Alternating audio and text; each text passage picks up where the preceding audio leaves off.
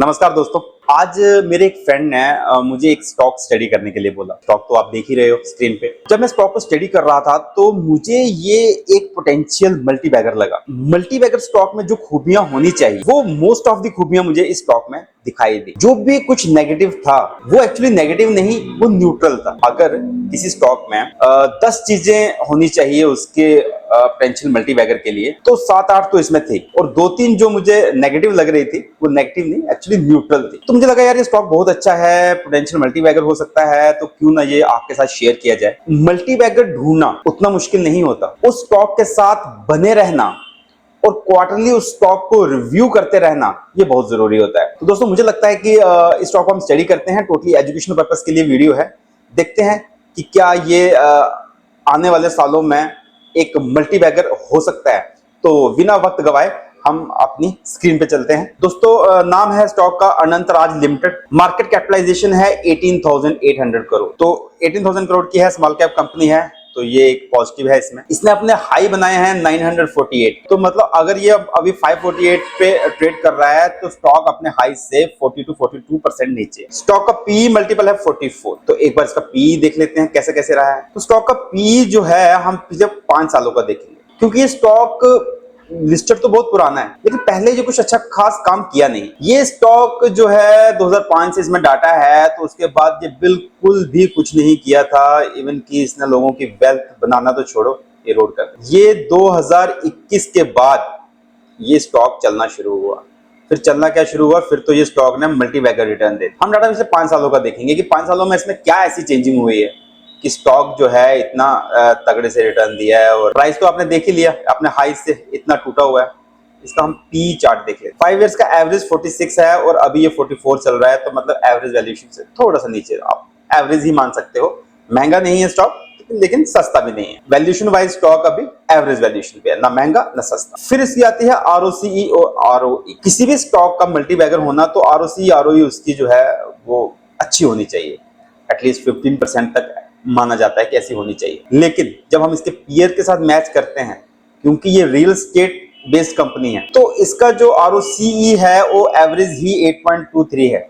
सब कंपनियों का मिला के 93 कंपनियों का मीडियन लिया हुआ है। और हमारी जो लीडर्स हैं डीएलएफ, वो 6 का आरओसीई है, प्रेस्टीज का 7 है, गोदरेज प्रॉपर्टी का 6 है।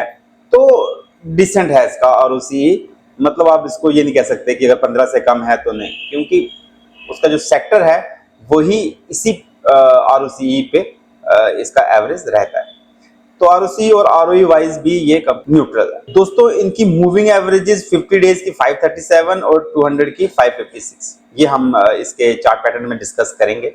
अब ये अपनी 50 डेज मूविंग एवरेज से ऊपर है और 200 मूविंग डे एवरेज से पास में है। प्रमोटर होल्डिंग 60 अच्छी मानी जाती है, 50 से ज्यादा प्रमोटर होल्डिंग है तो अच्छा माना जाता है। डीआई 6.57 और एफआईआई 12.9, तो मतलब बड़े प्लेयर भी इसमें हैं। हाँ, पिछले क्वार्टर से दोनों ने थोड़ा थोड़ा माल बेचा है। ईपीएस ग्रोथ तो 3 साल की पूछो मत, 90% ईपीएस ग्रोथ, मतलब बहुत ज्यादा है ये। अब देखते हैं दोस्तों क्या अच्छा है स्टॉक में और क्या बुरा। पहले तो ये बोलता है कि प्रमोटर की होल्डिंग जो है पिछले 3 साल में 4.83% घटी है, तो प्रमोटर का स्टेक बेचना अच्छा नहीं माना जाता। तो एक बार देख लेते हैं प्रमोटर ने अगर स्टेक बेचा है तो खरीदा किसने है। तो 65 से 60 मतलब 5% इसने 2021 से 25 4 साल में बेचा है। एफआईआई ने 8 से 12, तो 4% इसने खरीद लिया है। और डीआईआई तो है 0 से 6% पहुंच गए हैं, 6.5%।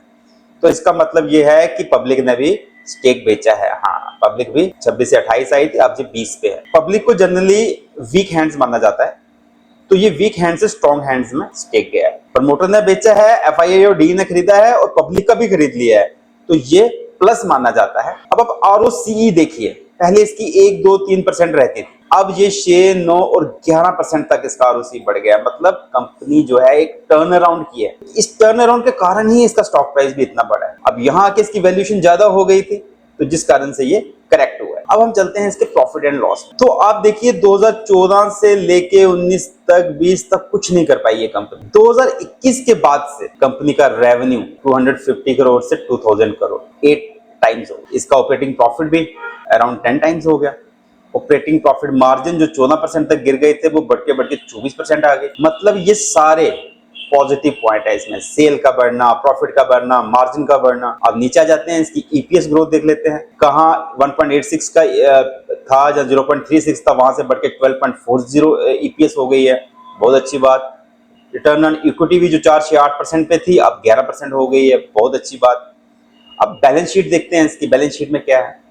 रिजर्व्स जो इसके घट के 2400 करोड़ हो गए थे 2021 में, वहां से बढ़ना शुरू हुए हैं और अभी 4000 करोड़ के रिजर्व हो गए, मतलब इसके पास काफी रिजर्व्स हैं और जो बढ़ रहे हैं। बोरोइंग इसकी जो थी वो बढ़ के कितनी हो गई थी, 2600 करोड़ हो गई थी 2018 में, वो अभी 482 करोड़ में अपना डेप्ट रिड्यूस कर रहे हैं। ये भी पॉजिटिव माना जाता है किसी भी स्टॉक में टेंशन मल्टीबैगर होने का। ये सारी चीजें तो आपने फंडामेंटली देख ली कि कंपनी पिछले 4 साल से अच्छा काम कर रही है, जो होल्डिंग है वो स्ट्रॉन्ग हैंड्स में है, डेप्ट भी रिड्यूस कर रही है, ठीक है, ज्यादा वैल्यूएशन में भी नहीं है अभी, मतलब सस्ता तो नहीं है लेकिन महंगा भी नहीं है, सब कुछ अच्छा लग रहा है। लेकिन और क्या चीज है कि इसमें जो इसको एक मल्टीबैगर बना सकती है। मुझे लगता है दोस्तों कोई भी स्टॉक मल्टीबैगर तब होगा जब वो आने वाले ट्रेंड को पकड़ेगा। आने वाले ट्रेंड को पकड़ना और उसमें कन्विक्शन भी रखना और उसमें काम करना। तो उसके लिए मैं आपको बताता हूं कि ये ऐसा क्या कर रही है कि मुझे लगता है कि ये आने वाला टाइम जो है इसके लिए अच्छा हो सकता है अगर इसमें ये अच्छा काम करे तो दोस्तों वो है डाटा सेंटर्स। डाटा सेंटर की ग्रोथ जो है वो सब जानते हैं कि अच्छी होने वाली है। इंडिया को डाटा सेंटर्स की बहुत ज्यादा रिक्वायरमेंट है। आप देखिए, the company proposes to scale up its data centre capacity to 307 megawatt within 5 to 6 years। तो मतलब अग्रेसिव प्लानिंग कर रही है ये, डाटा सेंटर्स के बिजनेस में जाना है और उनमें काम करना है। ऑलरेडी ये 15 megawatt in Manesar and 7 megawatt in Panchkula में ऑलरेडी इसका काम चल रहा है, डेवलप कर रहे हैं। तो कंपनी जो है वो डाटा सेंटर के बिजनेस में घुस रही है। वहां पे ये infrastructure as a service, platform as a service या सॉफ्टवेयर एज ए सर्विस के बिजनेस में जा रही है और काम कर रही है। हाँ, कुछ कहेंगे कि यार ये एक रियल एस्टेट कंपनी है, ये एक नया वर्टिकल इसने ऐड कर लिया। मल्टीबैगर बनने के लिए ये रिक्वायरमेंट जरूरी है। वो हो पाएगा कि नहीं हो पाएगा वो हमें नहीं पता, लेकिन रिस्क लेना, उसमें अपना टाइम और पैसा इन्वेस्ट करना वही बताएगा। हाँ, आने वाले क्वार्टर्स में पता चलेगा, क्वार्टर 1, क्वार्टर 2, क्वार्टर 3 कि कैसे कैसे ये अपने जो प्लान इन्होंने किए हैं उनको एग्जीक्यूट कर रहे हैं और वहां से रेवेन्यू कितना आ रहा है वो देखना पड़ेगा। लेकिन हाँ, स्टार्ट इन्होंने कर दिया है। रियल एस्टेट का काम इनका अच्छा चल ही रहा है। फंडामेंटली हमें स्टॉक अच्छा लग रहा है, नए काम कर रहा है। हाँ, फ्यूचर में कुछ भी हो सकता है डाटा सेंटर का बिजनेस ना चले तो दिक्कतें आ सकती हैं, तब हम इसको रिव्यू करेंगे। अब हम इसके देख लेते हैं टेक्निकल्स क्या कहते हैं। तो दोस्तों टेक्निकल में ऑल टाइम हाई बनाने के बाद जब ये गिरा तो आप देखोगे ये गिरा कब, जैन टू मार्च वाले क्वार्टर दिस ईयर 2025 में। उसमें एफआईआई और डीआईआई दोनों ने थोड़ा थोड़ा माल बेचा है। हम एक बार देख ही लेते हैं फिर से। तो इधर देखिए, दिसंबर 24 से मार्च 25 13.07 से 12.8 और 6.71 से मींस पॉइंट सम जो है दोनों ने अपना माल बेचा है। माल बेचा है, अगर दो स्ट्रॉन्ग हैंड्स ने, वो खरीदने वाले हैं नहीं, तो स्टॉक तो गिरेगा। अब यहाँ पे ये एक राउंडिंग बॉटम पैटर्न बना रहा है। दोस्तों जो राउंडिंग बॉटम होता है टेक्निकल टर्म्स में ये माना जाता है कि यहाँ पे एक्यूमुलेशन हो रही है स्टॉक। अगर आप इसके पैटर्न को और स्टडी करो तो इधर एक छोटा हैंडल बन रहा है और ये दूसरा हैंडल बनाने की तैयारी कर रहा है। तो जो कप एंड हैंडल पैटर्न होता है ये वो बनाने की कोशिश कर रहा है, और जितने ज्यादा हैंडल बनेंगे, जितने छोटे बनेंगे, उतना ही स्ट्रांग होगा। एक चीज और आप ये देखिए, एक जो चार्ट पैटर्न होता है, ऊपर से ये जो करेक्ट हुआ है, अगर ये इसके नीचे अपनी ये जो इसकी सपोर्ट लाइन है इसके नीचे चला जाता है तो जितना ये ऊपर गया था उतना ही ये नीचे आता है। तो जितना ये ऊपर गया था तो उतना ही ये नीचे आके यहीं कहीं से ये सपोर्ट लिया है और ऊपर आया है। टेक्निकली भी ये स्टॉक स्ट्रॉन्ग लग रहा है। अगर ये कप एंड हैंडल का ब्रेकआउट देता है और ब्रेकआउट इसका 588 के आसपास है तो ये स्टॉक पहले इसको टेस्ट करेगा, जो इसका अभी अच्छा रेजिस्टेंस होगा, जो 644 के आसपास। तो इसके ऊपर तो ये स्टॉक फिर तेजी से जाएगा। लेकिन हाँ, हो सकता है कि अभी ये बहुत सारे ऐसे हैंडल बनाता रहे, ये पूरा साल खा जाए। जो भी इन्वेस्टर्स हैं इसमें, जो स्ट्रॉन्ग हैंड्स हैं, वो ये देखें कि डाटा सेंटर का बिजनेस इसका कैसा काम कर रहा है, कहीं ये गलती तो नहीं कर रहे, कहीं इनका जो मेन बिजनेस है कहीं उसमें तो दिक्कत ना आ जाए। तो दोस्तों इस स्टॉक में मुझे एक मल्टी बैगर होने की पूरी संभावना नजर आती है। ऑलरेडी एक ये मल्टी बैगर स्टॉक था ही, ये 2021 में 80-90 के प्राइस पे चल रहा था। उसके बाद इसने 2024 में जो हाई बनाया है 900 समथिंग का, तो मतलब 80 से 900 होना मतलब 10-11 टाइम्स होना, और 3 सालों में ये मल्टी बैगर स्टॉक की ही खूबी होती है। अब ऊपर से ये करेक्ट हुआ है दोस्तों, इसकी मूविंग एवरेजेस देखिए। अब यहाँ ऊपर से इसने एक्सपोनेंशियल मूविंग एवरेजेस है, 50 डेज जो है वो 200 डेज को तोड़ के नीचे आ गया, तो स्टॉक जो है अपने बीरिश में चला जाता है, बीरिश मोड में चला जाता है। अब धीरे धीरे ये दोनों लाइनें पास आ रही। अगर 50 डेज मूविंग एवरेज, ये जो ऑरेंज लाइन है, ये ब्लू लाइन को नीचे से क्रॉस करती है, तो इसको गोल्डन क्रॉसओवर बोला जाता है। तो वहां से स्टॉक फिर अपना बुलिश स्टांस हो जाता है। स्टॉक में ट्रेडर्स जो होते हैं इसमें पोजीशन बनाना शुरू कर देते हैं। तो मतलब कप एंड हैंडल चार्ट में दिख रहा है, इसका मूविंग एवरेजेस क्लोज आ गई हैं, तो यहां से भी एक ब्रेकआउट की तैयारी कर रहा है। ऊपर से मैंने आपको बता दिया कि कैसे स्ट्रॉन्ग हैंड्स में स्टॉक है। तो अभी तक मुझे इसमें कोई ऐसा नेगेटिव नहीं दिखा, इस स्टॉक में पूरा पोटेंशियल लग रहा है। और अगर आप लॉन्ग टर्म इन्वेस्टर हो तो जितना स्टॉक गिरे उसको एक्यूमुलेट कीजिए, और नीचे आ जाए और एक्यूमुलेट कीजिए,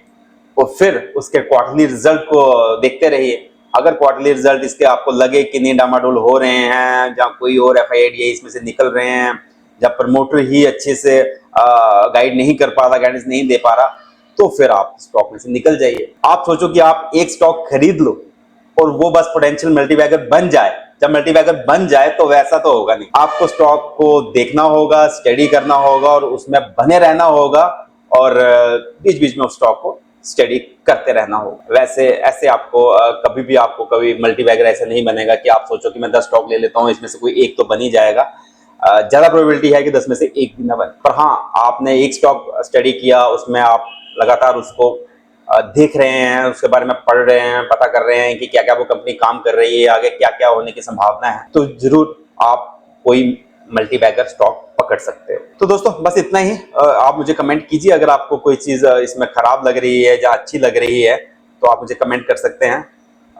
मल्टीबैगर सीरीज का जो फर्स्ट स्टॉक है, और thanks to that person, I will not say the name, but thanks to that person कि उस बंदे ने मुझे ये स्टॉक स्टडी करने के लिए बोला और मुझे ये स्टॉक मिल गया कि मैं इसका वीडियो बना सकूं। धन्यवाद दोस्तों। बिल्कुल एजुकेशनल पर्पस के लिए वीडियो है, कोई रिकमेंडेशन नहीं है।